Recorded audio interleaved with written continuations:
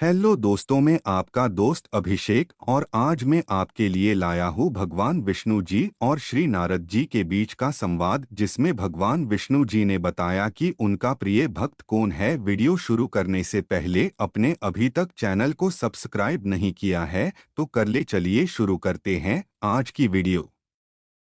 भगवान विष्णु जी और नारद मुनि जी।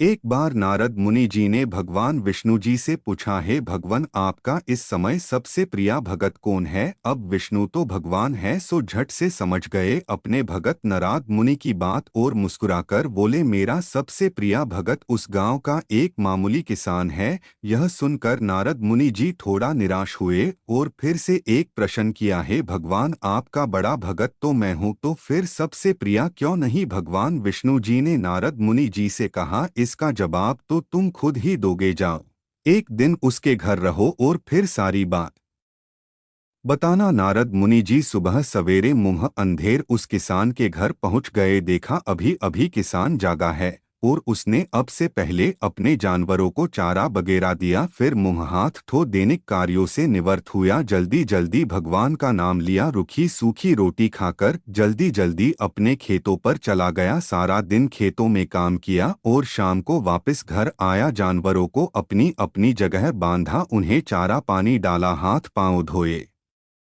कुल्ला किया, फिर थोड़ी देर भगवान का नाम लिया, फिर परिवार के संग बैठकर खाना खाया और कुछ बातें की और फिर सो गया। अब सारा दिन यह सब देखकर नारद मुनि जी भगवान विष्णु के पास वापस आए और बोले, भगवान, मैं आज सारा दिन उस किसान के संग रहा, लेकिन वो तो ढंग से आपका नाम भी नहीं ले सकता। उसने थोड़ी देर सुबह थोड़ी देर शाम को, और वो भी जल्दी जल्दी आपका ध्यान किया, और मैं तो 24 घंटे सिर्फ आपका ही नाम जपता हूँ। क्या अब भी आपका सबसे प्रिय भगत वो गरीब किसान ही है। भगवान विष्णु जी ने नारद की बात सुनकर कहा, अब इसका जवाब भी तुम मुझे खुद ही देना।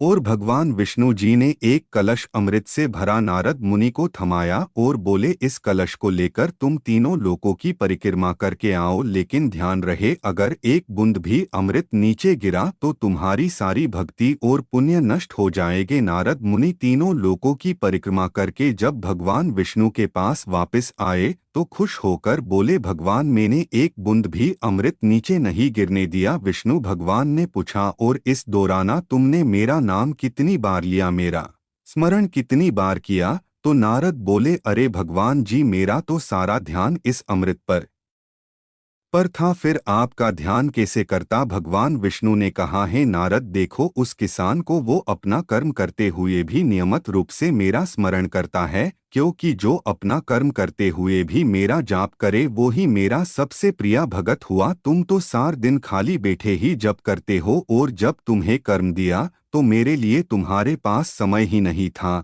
तो नारद मुनि सब समझ गए और भगवान के चरण पकड़कर बोले, हे भगवान, आपने मेरा अहंकार तोड़ दिया, आप धन्य है।